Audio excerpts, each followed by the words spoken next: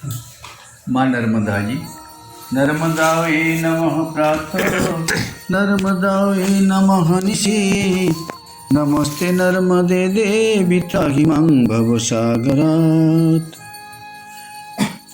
माँ नर्मदा जी के पावन उत्तर तट तीर्थ यात्री हरिधाम से यात्रा करते हुए चलते गए।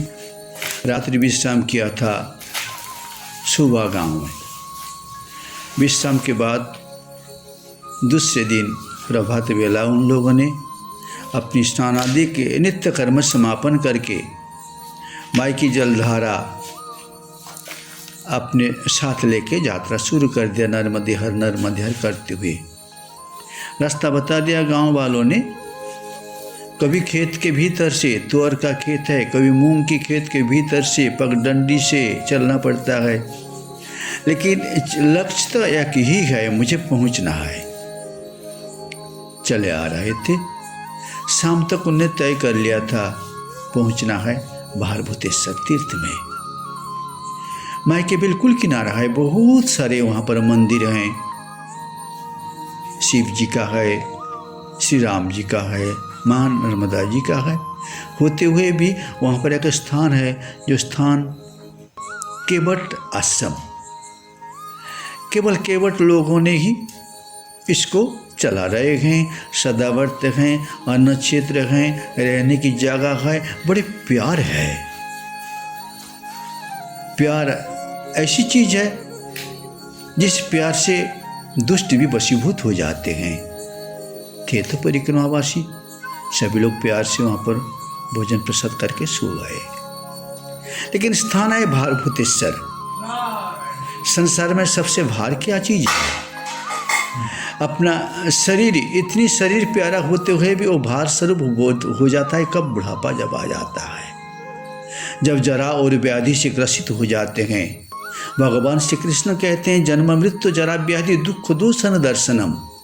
जन्म मृत्यु जरा व्याधि दुख दोष, 6 प्रकार के विकार देख के जो ज्ञानी है, पंडित हैं, विवेकवान है, जो सुकृत कर्मा है, वही समझ जाते हैं ये संसार झूठा है।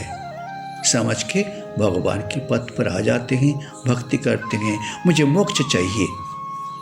बस भारभूतेश्वर में प्राचीन काल के एक ऋषि रहते थे, जिनके नाम विष्णु शर्मा, जिन्होंने बड़ा भरी एक पाठशाला खोल के रखा था।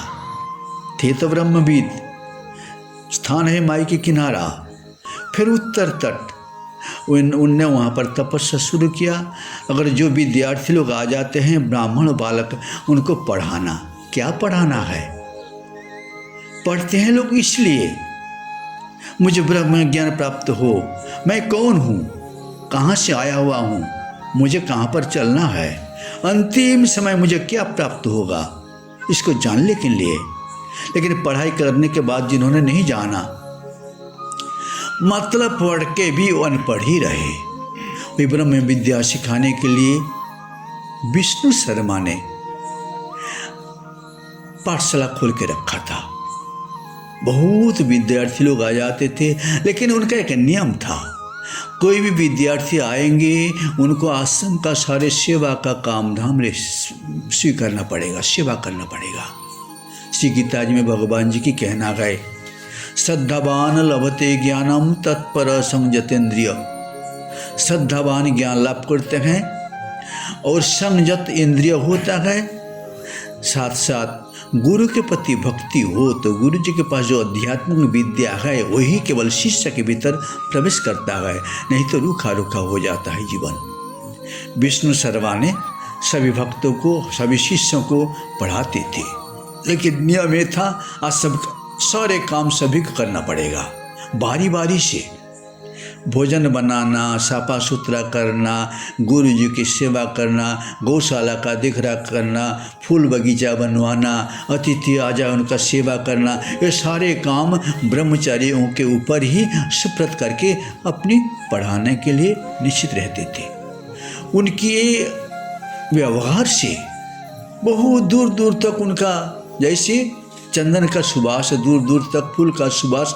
आज रास्ते में देखते हुए आप लोग आ रहे हैं ना, रास्ते के आजू बाजू गुलाब, कुंद, कितने प्रकार के सुगंधित फूल है। फिर जंगली फूल भी खिला हुआ है, जो जंगली फूल के नाम अरणी कहते हैं।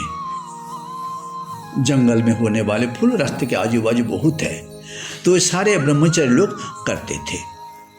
लेकिन उनको परीक्षा करने के लिए भगवान भोलेनाथ के मन में ये बन बैठा, ये कैसी भक्त हैं, कैसी सेवा करते हैं, जीव रूप से शिव सेवा कर रहे हैं या नहीं। इसको परीक्षा करने के लिए वही पाठशाला में बोटुक ब्राह्मण के रूप धारण कर लिया भोले बाबा ने। आके पहुँचे, गुरुजी के पास पहुँच के भेष बदल लिया। ब्राह्मण बालक आ पहुँचा, जनेऊ डाला हुआ था, चोटी रखा हुआ था, गले में माला पहने हुए थे, घुटने के ऊपर कपड़ा पहने हुए थे। कौन पहचाने ये भीतर भोले बाबा है, बाहर दिखता है साधारण जीव। नमस्कार किया, कौन हो? मैं बोटुक ब्राह्मण बालक हूँ। क्यों आए हुए हो? पूछ रहे थे विष्णु शर्मा ने। तो उन्होंने कहा, मैं पाठ पढ़ने के लिए आया हुआ हूँ गुरुदेव। पाठ पढ़ोगे?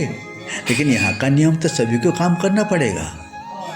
बर्तन मलना, साफा करना, गुरु जी की सेवा करना, अतिथि की सेवा करना, गौ माता का सेवा करना करोगे ना? हाँ, आपके जो आदेश है, आपके जो नियम है, वही पालन करूँगा, तब जाके मेरा जीवन सार्थक बन जाएगा।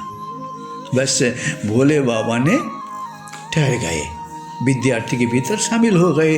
सभी विद्यार्थी पहचानते थे, ये हमारे साथी हैं, हमारे सहपाठी हैं। बस लेकिन एक दिन वही बोटुक ब्राह्मण बालक का भोजन बनाने का बारी आ पहुँचा। पास में बिल्कुल नर्मदा जी हैं। नर्मदा जी में स्नान करना, उछलना, कूदना, पानी छिटना, सब कुछ करते थे ब्राह्मण बालकों ने।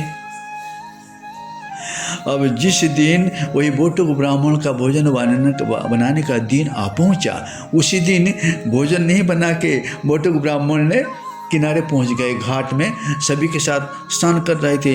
तब उनके जो सहपाठी थे, अरे भैया, तुम्हारा आज भोजन बनाने का बारी है, तुम क्यों यहाँ आके हमारे साथ स्नान कर रहे हो, जल छिट रहे हो? मत बोलना। बोले क्यों? तुम्हारा बारी है, नहीं क्यों नहीं कहेंगे ना? तुम्हें तो बनी बनाई भोजन मिलना चाहिए ना। हाँ ना, तुम यहाँ बनी बनाई भोजन यहाँ कैसे होता? किसी को थोड़ी मालूम है भोले बाबा हैं। भोले बाबा इसी बोल रहे थे। बोले तुम्हें बनी बनाई भोजन मिलना चाहिए, मैं जो कुछ भी करूँ। भोले बाबा ने अपनी माई अन्नपूर्णा को शरण कर लिया। माई ने अपनी वहाँ पर भोजन बना के सारे तैयार करके, सारे इंतजाम करके प्रस्तुत हैं। और ये शर्त रहा, अगर भोजन बनी बनाई न मिले तो मुझे जो कुछ दंड देना है सो दे देना, गुरु जी को बोल देना ना। हाँ, सारे विद्यार्थी लोगों ने तैयार हो गए और इन्होंने कहा, अगर बनी बनाई मिल जाए तो क्या करोगे बोलो? न तुम्हारा जो इच्छा तो ही करना, न हम तुम लोगों को माई में पटका दूंगा। इस प्रकार शर्त से ही सब स्नान ध्यान करके आके देखा, अरे सुगंध आ रहा है, जैसे घी, गौ माता के घी से चारों ओर प्रसाद का सुगंध मिल जाते हैं। उसी प्रकार स्थितियाँ बना। पत्तल बिछा हुआ है, गिलास लगा हुआ है, भोजन का थाली परोसा हुआ क्या है। दूसरे दिन इस प्रकार भोजन उनको मिलता था। आज तो बड़ी सुगंधदार, मिठास, कितनी प्रकार के भोजन का पकवान बना के सब थाली भोजन सभी को ही बोल रहा है, अरे ये स्नान कर रहा था, भोजन कौन बनाया? लेकिन सभी ने बड़ी तृप्ति के साथ भोजन पा लिया। भोजन पाके अब सभी लोगों ने थाली धो के रख दिया। और दूसरे दिन जब बारी आ पहुंचा, अब कहते हैं, कहो भाई, हमारा शर्त हमने पूरी कर दिया, अब तुम्हारा शर्त। सब मुंह झुका लिया, ये क्या करेगा? तब उन्होंने सभी को एक गट्ठर में बांध लिया, बांध के माई में पटका दिया। उनका शर्त यही था। और जब पटका दिया तो दूसरे एक बालक देख रहा था और अरे तुमने क्या किया, तुमने क्या किया, जाओ जाओ जाओ जाओ, उठा के ले आए। तब सब मर चुके थे। गुरुजी तब उनको डांटने लगे, अरे तुम ऐसी दुष्ट बालक हो, हमारे विद्यालय में पढ़ रहे थे, इतने बालक का मृत्यु हो गया, तो इतने ब्रह्म हत्या का पाप तुमको लगेगा और मुझे बदनाम होगा ना। हाँ गुरुजी, तो जाओ उठा के ले आओ। उनने सब उठा के वही गांठी वहाँ पर रख दिया और देखते देखते भोले बाबा अदृश्य हो गए। वहीं पर वही शिव जी का प्रकट हो गए। वही स्थान है जो आपने देख के आया, भारभूतेश्वर, वही स्थान है, अभी भी है। अभी अब बहुत सारे मंदिर बना हुआ है, तब से उनका नाम पड़ा भारभूतेश्वर। माने गुरु जी के ऊपर और शिष्यों के ऊपर जो भार चढ़ा हुआ था, वही भार मतलब क्या है, आपके पास शरीर रूप एक भार है। बुढ़ापा में ऐसी अनुभव होता है, अरे इतनी बीमारी मुझे घेर लिया, अरे कब तक जमदाराज मुझे ले जाएगा, रे इतने को ले जाते हैं, मुझे क्यों नहीं ले जाते हैं। जो शरीर तुम्हारा प्यारा था, इतना तुमने इसको खिलाया पिलाया सुलाया आराम किया, वही शरीर जीव के पास भार हो जाता है। वही भार को हरण करने वाला जो प्रभु हैं, ये शरीर को हटा दीजिए, क्या रहते हैं, शिव। ये है सब, ये सब के भीतर रहते हैं शिव। अतः ये शिव बोध मन बुद्ध अहंकार चित्तानि नागम न च श्रोत्र जीवे न च घ्राण नेत्रे न च व्योम भूमिर्न तेजान वायु चिदानंद रूप शिवोहम शिवोयहम।